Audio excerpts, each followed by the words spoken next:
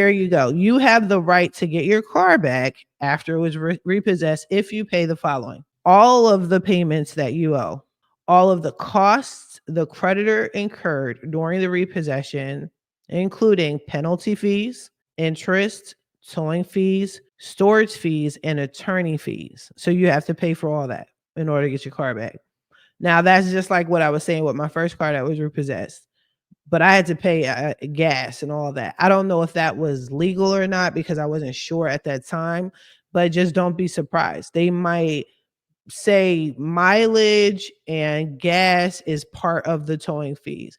Miling, gas, labor fees. They might say that. You understand? So attorney fees, I don't know if they instantly have attorneys involved with a repossession in Georgia. I seriously doubt it. But if so, you're going to be responsible for that. Now it says you must make these payments before the creditor has what? Entered into a contract to sell the car or this car is sold. Similar to Texas, similar to any type of repossession. So, nationally, like once the repo process starts, regardless of what state you're in, the process is this. We take your car, right? And we're going to sell your car and you can buy your car off of us. That's all 50 states. I'm pretty sure.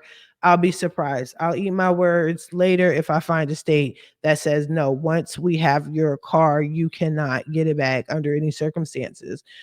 There may be but again, I doubt it because the lenders are about getting their bread. So if they don't give you at least the option to purchase your vehicle back, that's a loss for them. They could put it on your credit all you want and all they want, but that doesn't mean they're going to get some money. You know what I mean? That's their L. That so when they file taxes at the end of the year, they got to take that L and they don't want to. They rather have some money or all of their money as opposed to no monies. Okay. Anyway, we got that down. So that's Georgia. Now it says you have the right to any items in the car when it's repossessed. That's natural. But they're only giving you 30 days to retrieve it. See, Texas did not say that. Okay. So you have 30 days to get your personal items out of there. Now, you guys know, and I know, if you got stuff in your car, it's probably not going to be there by the time you try to get it, especially if it has any value to it. They went through your car. So, I mean, I'm not saying anything, but I'm saying. And if you do not get the items within the allotted time, the creditor has the right to dispose of it. And I'll just add the people that work for the tow truck company, they already went through your shit and it's theirs now. Right? All right, cool.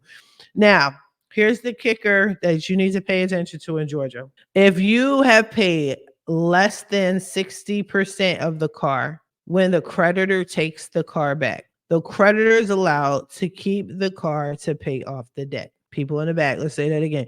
If you have paid less than 60% of the car loan, the creditor can take the car back. They can take the car and pay off the debt. However, if you believe the car is worth more than what you owe, you actually have 21 days to, in writing, challenge that.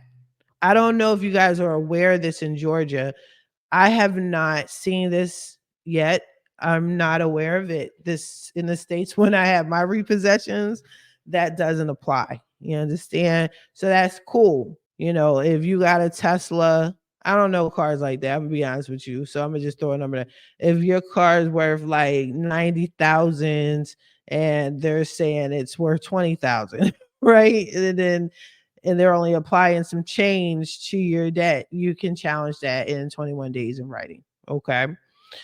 If you object, the creditor must resell the vehicle. The creditor must give you 10 days notice before they repossess your car.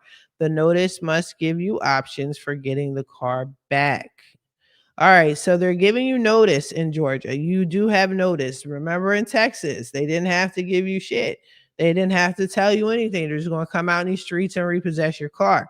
Now in Georgia, they have the creditor must. So must is official. They have to. So if any of these steps were not taken in your repossession in the state of Georgia, I would challenge this. Okay. Now, if you're past the 21 days, that's on you.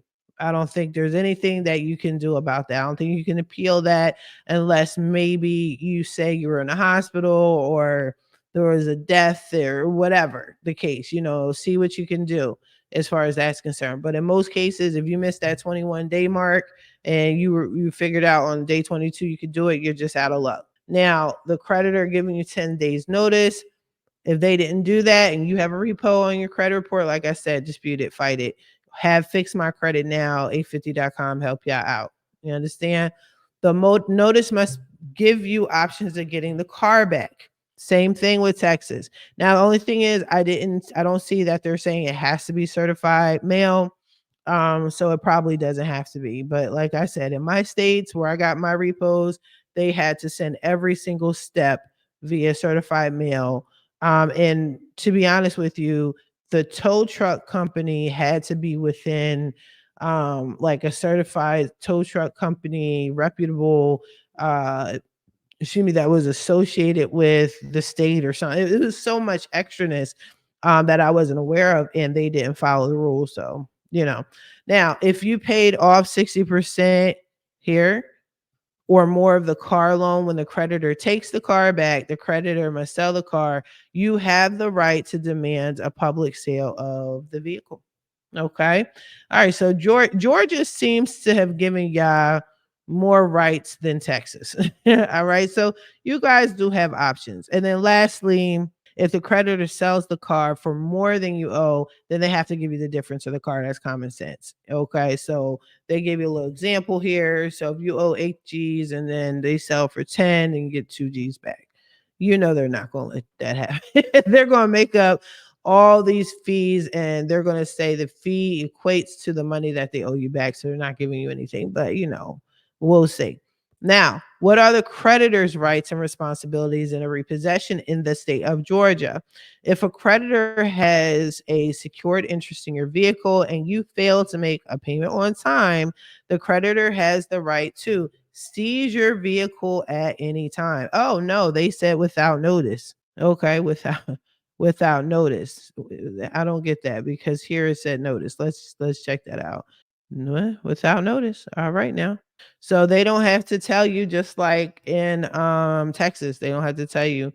This straight up says it. Not may intentionally. No, they don't have to tell you shit. Okay? To come to your property and seize a vehicle, a creditor can take a car out of your driveway, but they may not take it out of your garage. I put a little star, right, on property.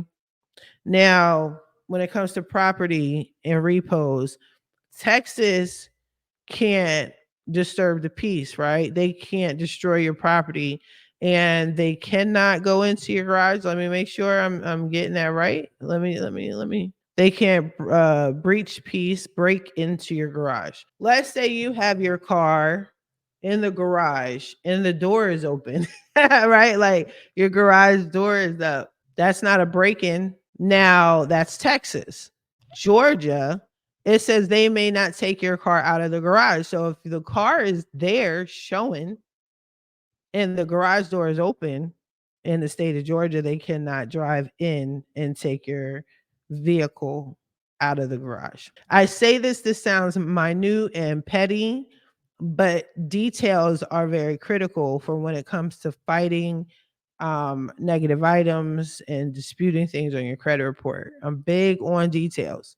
Okay. I'm big on wording. When I do dispute letters for y'all, these are the little pieces of information that I am putting into the dispute letters. Okay. This is important.